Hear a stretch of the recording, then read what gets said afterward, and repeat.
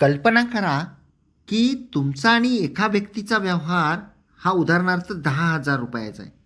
तुम्ही 10,000 रुपयाचा चेक एखाद्या व्यक्तीला दिला आणि तो चेक बाउन्स झाला आणि तुम्हाला नोटीस आली.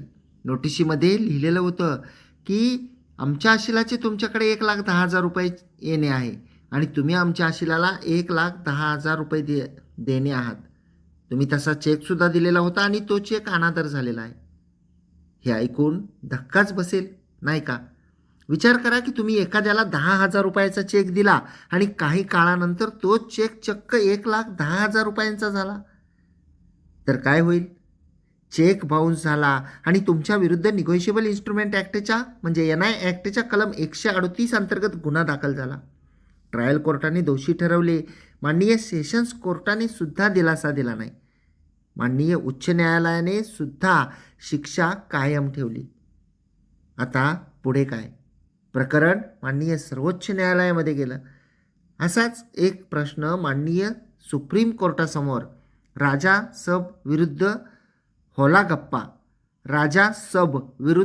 होलागप्पा या केसमध्ये निर्माण झाला होता. आणि सर्वात आश्चर्याची गोष्ट म्हणजे माननीय सर्वोच्च न्यायालयाने केवळ एका चेककडे लक्षपूर्वक पाहून तीनही न्यायालयांचा निर्णय जो आहे तो फिरवला.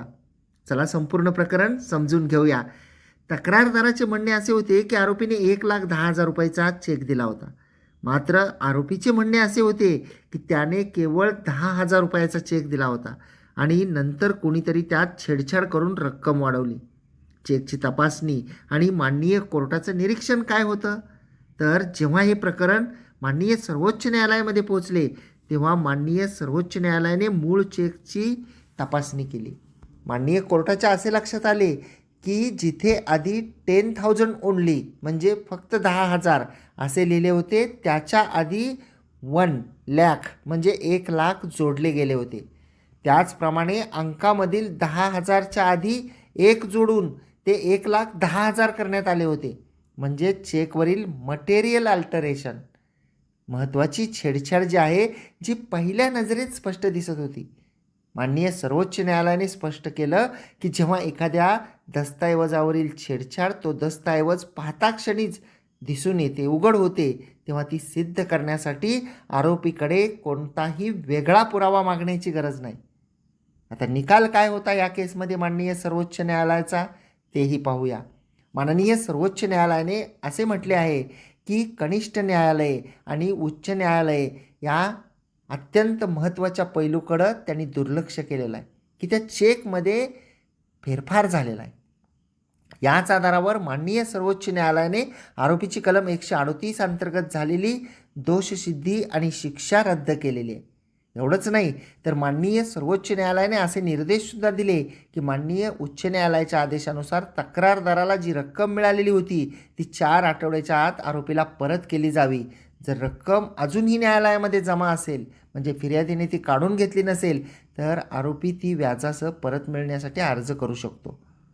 आता आपल्याला यामध्ये कोणती सावधानता बाळगावी लागेल? यातून या माननीय सर्वोच्च न्यायालयाच्या निकालाची जी केस होती यातून आपल्याला काय बोध घ्यावा लागेल?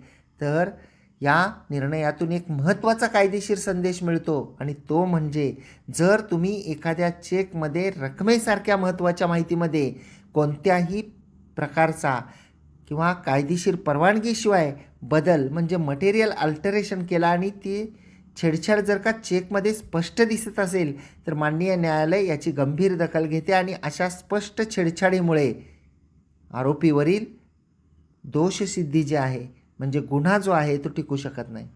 लक्षात ठेवा, जेव्हा तुम्हीसुद्धा चेक देता तेव्हा नेहमी रक्कम अंकात आणि शब्दात दोन्ही प्रकारे अगदी स्पष्ट लिहा. कोणतीही रिकामी जागा सोडू नका. आणि सर्वात महत्त्वाचं म्हणजे जो मजकूर आपण लिहायला सुरू करता तो डाव्या बाजूला जिथे सुरुवात करायची असते तिथून डायरेक्ट डाव्या बाजूच्या कोपऱ्यातून सुरू करा. म्हणजे डाव्या बाजूला कोणत्याही प्रकारची रिकामी जागा सोडू नका, कारण या केसमध्ये जसं एक आकडा वाढवण्यात आलेला होता तशा प्रकारचा आकडा जो आहे तो वाढवता येऊ नये. कोणतीही रिकामी जागा सोडू नका आणि तुम्ही दिलेल्या चेकचा फोटो किंवा स्कॅन कॉपी काढून तुमच्या रेकॉर्डमध्ये सुरक्षित ठेवा.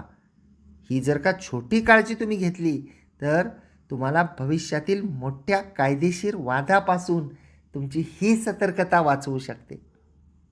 तुम्हाला माननीय सर्वोच्च न्यायालयाने दिलेला हा निष्कर्ष आणि या व्हिडिओतील माहिती आवडली असल्यास या व्हिडिओला लाईक करा, शेअर करा, म्हणजे कोणाची तरी फसवणूक होण्यापासून वाचली जाऊ शकेल. कोर्ट कचेरी यूट्यूब चॅनलला जर आपण सबस्क्राईब केलेलं नसेल तर सबस्क्राईब जरूर करा.